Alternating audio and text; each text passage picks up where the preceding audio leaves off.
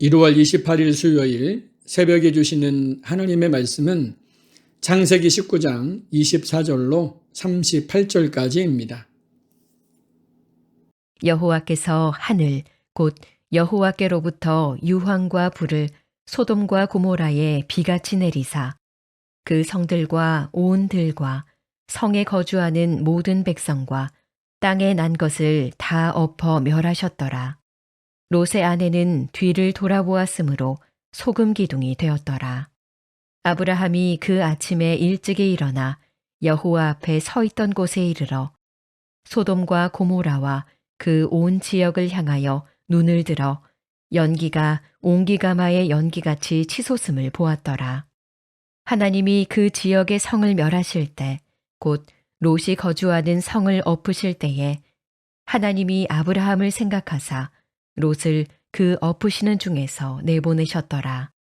롯이 소알에 거주하기를 두려워하여 두 딸과 함께 소알에서 나와 산에 올라가 거주하되 그 두 딸과 함께 굴에 거주하였더니 큰딸이 작은 딸에게 이르되 우리 아버지는 늙으셨고 온 세상의 도리를 따라 우리의 배필될 사람이 이 땅에는 없으니 우리가 우리 아버지에게 술을 마시게 하고 동침하여 우리 아버지로 말미암아 후손을 이어가자 하고 그 밤에 그들이 아버지에게 술을 마시게 하고 큰딸이 들어가서 그 아버지와 동침하니라.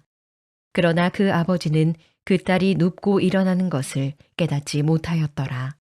이튿날 큰딸이 작은 딸에게 이르되 어젯밤에는 내가 우리 아버지와 동침하였으니 오늘 밤에도 우리가 아버지에게 술을 마시게 하고 네가 들어가 동침하고 우리가 아버지로 말미암아 후손을 이어가자 하고 그 밤에도 그들이 아버지에게 술을 마시게 하고 작은 딸이 일어나 아버지와 동침하니라. 그러나 아버지는 그 딸이 눕고 일어나는 것을 깨닫지 못하였더라. 롯의 두 딸이 아버지로 말미암아 임신하고 큰딸은 아들을 낳아 이름을 모압이라 하였으니 오늘날 모압의 조상이요 작은 딸도 아들을 낳아 이름을 베남미라 하였으니 오늘날 암몬 자손의 조상이었더라. 할렐루야. 오늘도 말씀 안에서 승리하는 복된 하루가 되기를 소망합니다. 오늘은 창세기 19장 24절로 38절까지 인간의 민낯이란 제목으로 말씀을 나누고 기도하려고 합니다. 창세기 19장은 소돔과 고모라의 심판 이후에 남겨진 롯의 가족 이야기입니다. 본문 24절입니다. 여호와께서 하늘 곧 여호와께로부터 유황과 불을 소돔과 고모라에 비같이 내리사. 이 심판은 충동적이거나 즉흥적인 심판이 결코 아니었습니다. 이미 창세기 13장 13절에 소돔 사람은 여호와 앞에 심히 악하여 큰 죄인이었더라라고 말씀하고 있습니다. 또한 창세기 18장에서 하나님은 아브라함과의 대화를 통해 심판의 이유와 기준을 분명히 밝히셨습니다. 의인 10명만 있어도 성을 멸하지 않겠다고 하신 말씀은 하나님의 심판이 멈출 수 없음을 보여주는 말씀입니다. 결국 소돔은 멸망하게 됩니다. 이것은 죄가 사회 전체를 병들게 할 수 있다는 것을 보여주는 겁니다. 다행히 롯은 소돔과 고모라가 멸망하는 가운데서도 하나님의 긍휼로 구원을 받습니다. 그러나 본문을 읽다 보면 그 삶이 참으로 안타깝게 보여집니다. 롯은 불 가운데서 건짐을 받았지만 그 내면은 여전히 소돔에 머물러 있었다는 사실입니다. 31절 이후에 등장하는 사건은 정말로 충격적입니다. 두 딸은 아버지를 취하여 후손을 얻습니다. 31절과 32절입니다. 큰딸이 작은 딸에게 이르되 우리 아버지는 늙으셨고 온 세상의 도리를 따라 우리의 배필될 사람이 이 땅에 없으니 우리가 우리 아버지에게 술을 마시게 하고 동침하여 우리 아버지로 말미암아 후손을 이어가자 하고. 이것은 명백한 윤리적인 타락이었습니다. 그러나 이 장면을 단순히 딸들의 일탈로만 볼 수는 없었습니다. 이 모든 상황의 뿌리에는 소돔에서 살아온 가치관과 왜곡된 생존 논리가 자리 잡고 있었기 때문입니다. 소돔의 문화는 하나님 없는 삶이 어떤 결말을 가져오는지를 잘 보여줍니다. 롯의 가족은 소돔을 떠났지만 소돔은 그들의 생각과 판단 속에 여전히 자리 잡고 있었기 때문입니다. 이것이 심판 이후에 드러난 인간의 민낯입니다. 딸들이 이런 선택을 하게 된 이유는 분명합니다. 31절에서 그들은 말합니다. 우리의 배필될 사람이 이 땅에 없으니. 그러나 이 말은 사실이 아닙니다. 두려움에 사로잡힌 사람은 현실을 왜곡해서 보게 됩니다.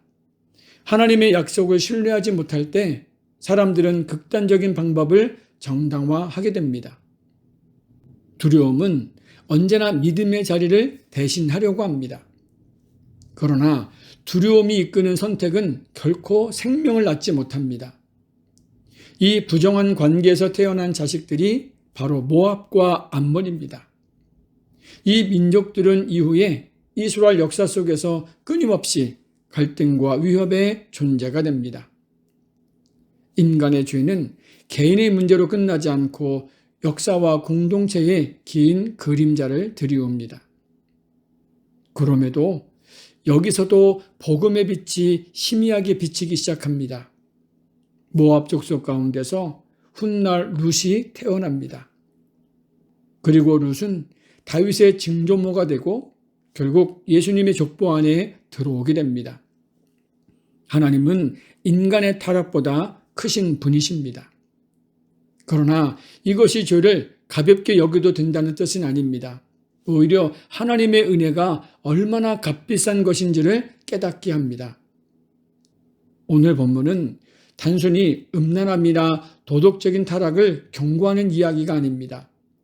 이것은 구원받았지만 거룩함을 선택하지 않을 때 어떤 삶을 살게 되는가를 보여주는 말씀입니다.